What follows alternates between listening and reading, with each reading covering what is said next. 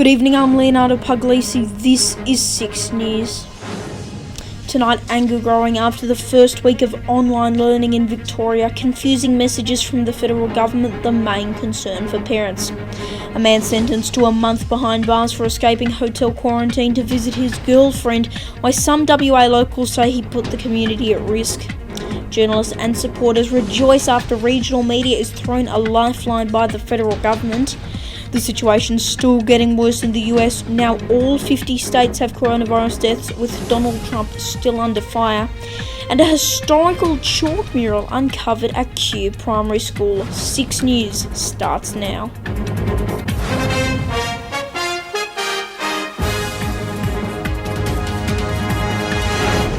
We begin with the latest developments on the coronavirus. Reporter Jack Hahn joins me now live from Sydney. Good evening, Jack. When will the lockdowns be lifted? Well, that's the question on everybody's lips, Leo, isn't it? When will these lockdowns be lifted? And at this stage, the message remains clear from the federal government. It will be 6 months. The Chief Medical Officer continuing to tell media that despite a good news outcome from the Easter long weekend, our curve is continuing to flatten. We are not seeing a spike in cases, which is good news. This comes as the coronavirus continues to cause confusion. Educationally, we are seeing a mixed messaging from state governments and federal governments, more so in Victoria, where the Premier there said Term 2 will not be happening in person. There will not be any lessons. It will be online. But the federal government, Scott Morrison, calling for education to return to a semi-normal schedule where people are coming to school and getting learning, saying that it is imperative to child's education that they go to school. And of course, in New South Wales, the coronavirus cases there have had a gradual increase, more than what the government would want, because of the alleged cases that have come off the Ruby Princess cruise ship. The New South Wales government have started a special investigation with a prominent barrister to get to the bottom of that. Yeah, and Jack, what's the situation like in the US? Yeah, Leo, look, the situation in the United States is improving slightly. We have had a slight drop-off in cases and deaths in New York City, which is the epicenter. That is good news, but there has been a constitutional crisis last week with the president saying he has complete and total power. That's not true. The governors have a shared power there, so that caused a lot of problems, and the US has defunded the World Health Organization in the midst of a global pandemic. Leo. Jack Hahn in Sydney, thank you. The historic first week of online learning didn't exactly go to plan, with slow internet and confusing lessons the main concern for Victorian students and parents. 3RW's Neil Mitchell was told of an incident in which a Zoom meeting was hijacked by an unknown person. Neil, my daughter just went back to online learning at school, the new world order, and she's gone into her first Zoom meeting, and the first one's already just been terminated early because some unknown persons joined the meeting, started saying incredibly inappropriate things. Oh, really? To WA, and a Victorian man has faced the Perth Magistrates Court after escaping his forced hotel quarantine twice. He's now been sentenced to 1 month behind bars and a $2,000 fine as well. Frustrated locals say the man put the community at risk. So there seem to be the odd lunatics like that, but generally people are being much more cautious about when they're going out. Regional media has been thrown a lifeline by the federal government with a 4-part initiative to help assist local newspapers and free-to-air television. Journalists and supporters rejoiced following devastating announcements of newspaper closures and job losses earlier in the month.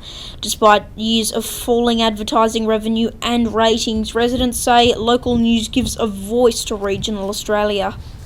A very large Australian population live outside of the cities, and it's crucial for them to have the local media content. Without them, we would almost not exist on the media landscape.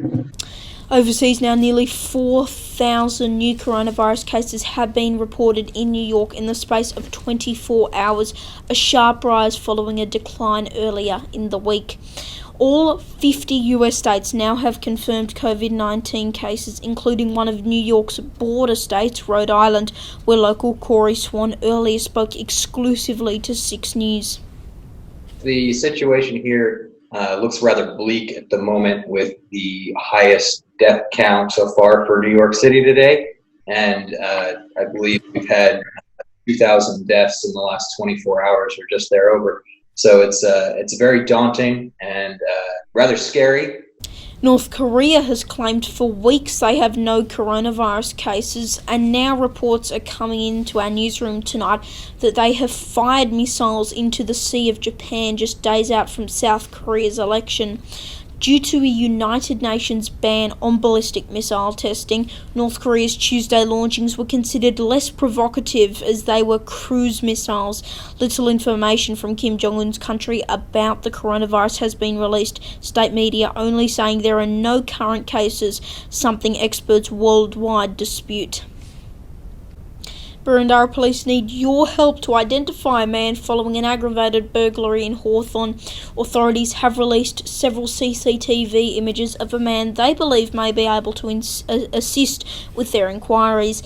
Anyone with information is urged to contact Crime Stoppers on 1800 333 000 or online at www.crimestoppersvic.com.au. A historical chalk mural has been uncovered at Kew Primary School. Several chalk drawings were discovered during renovations for the school's 150th anniversary. It's believed the drawings are at least 60 years old. And to some developing news now, Western Bulldogs midfielder Lockie Hunter has been involved in an alleged car crash in Middle Park. Channel 7 reports police were called to Wright Street around 8:45 p.m. on Thursday, where they say a Toyota SUV crashed into 4 parked cars, Hunter allegedly fleeing the scene. He was later found at an address in South Yarra, where he allegedly returned a blood alcohol reading in his breath test of .123. His licence immediately suspended for 12 months. And with that, that is 6 News for this Sunday evening. You can find all our top stories using the hashtag 6NewsAU.